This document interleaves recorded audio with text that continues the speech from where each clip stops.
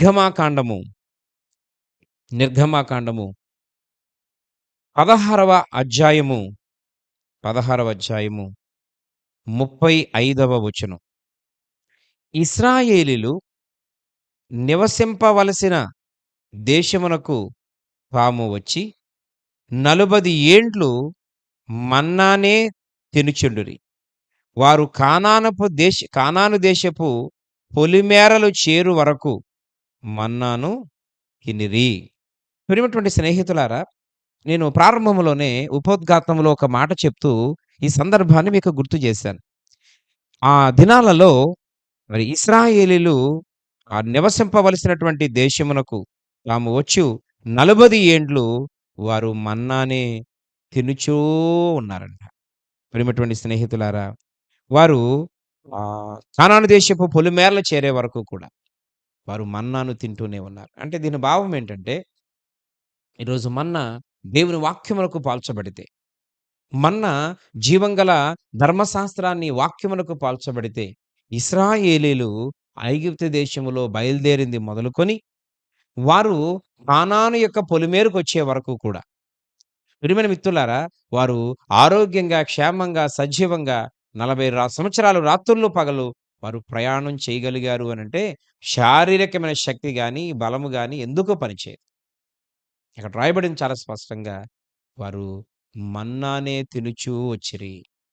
ఈరోజు జీవంగల దేవుని వాక్యముతో ఉన్నవాడు, జీవంగల దేవుని వాక్యముతో సహవాసం చేసేవాడు, జీవంగల దేవుని వాక్యముతో ఏకమైపోయి లీనమైపోయేవాడు ఉన్నతమైనటువంటి శక్తిని సొంతం చేసుకోగలుగుతాడు. ఈరోజు బలమైనటువంటి కార్యాలు చేయగలుగుతాడు, బలమైన కార్యాలు చూడగలుగుతారు, బలమైన కార్యాలు అనుభవించగలుగుతారు. కనుక ప్రియమైనటువంటి స్నేహితులారా, ఈ వచన భాగాలను పరిశీలన చేయాల్సిందిగా నేను ప్రభువు పేరట మీకు తెలియచేస్తూ ఉన్నాను. ఎందుకనంటే దేవుని యొక్క వాక్యముతో సహవాసం చేసేవాళ్ళు అపవాదికి, శోధనలకు, అప్పులకు, నిందలకు, అవమానాలకు భయపడాల్సిన పని లేదు. ఎందుకనంటే వాక్యమే అన్ని విధాలుగా మనల్ని ధైర్యపరిచి, వాక్యమే తన చిత్తానుసారంగా మనల్ని నడిపిస్తుంది. కాబట్టి ఈరోజు అలాంటి అద్భుతమైన జీవం కలిగిన, శక్తి కలిగినటువంటి జీవాహారమైన దేవుని వాక్యముతో సహవాసం చేయకుండా క్రైస్తవురాళ్ళని చెప్పుకుంటూ ఈరోజు నామకార్థమైనటువంటి జీవితాన్ని కొనసాగిస్తూ నువ్వు వెళుతున్నట్లయితే ఇది దైవ చిత్తము కాదని, దైవ చిత్తానుసారమైన భక్తిని మనము చేయలేకపోతే దేవుడు మన ప్రార్థన వినడని, అంత మాత్రమే కాకుండా నిత్య జీవాన్ని, నిత్య రాజ్యాన్ని మనం సొంతం చేసుకోవడం అది కలగా మిగిలిపోద్దని ఈరోజు చాలా స్పష్టంగా దేవుడు తెలియజేస్తూ ఉన్నాడు.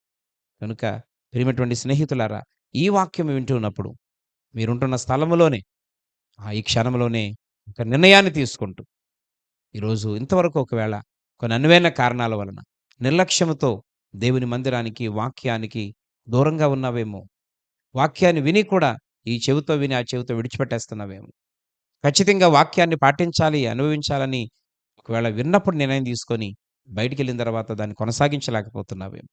ఈ విధమైనటువంటి లోపాలు ఈరోజు నీలో, నాలో, మనలో ఎంతమందిలో ఉన్నా ఇప్పుడే సరి చేసుకొని, ఓ పిల్లరా, దేవుని యొక్క చిత్తాన్ని, ఉద్దేశాన్ని మనం ఈ క్షణమందు నెరవేర్చడానికి ఈరోజు నీవు సిద్ధంగా ఉన్నట్లయితే, ప్రార్థన చేసుకున్నట్లయితే దేవుడు అంగీకరిస్తాడు, మన పరిస్థితులను స్థిరపరుస్తాడు, ఆశ్చర్యమైనటువంటి అద్భుతమైన కార్యాలు మనం అనుభవించేలా దేవుడు చేస్తాడు.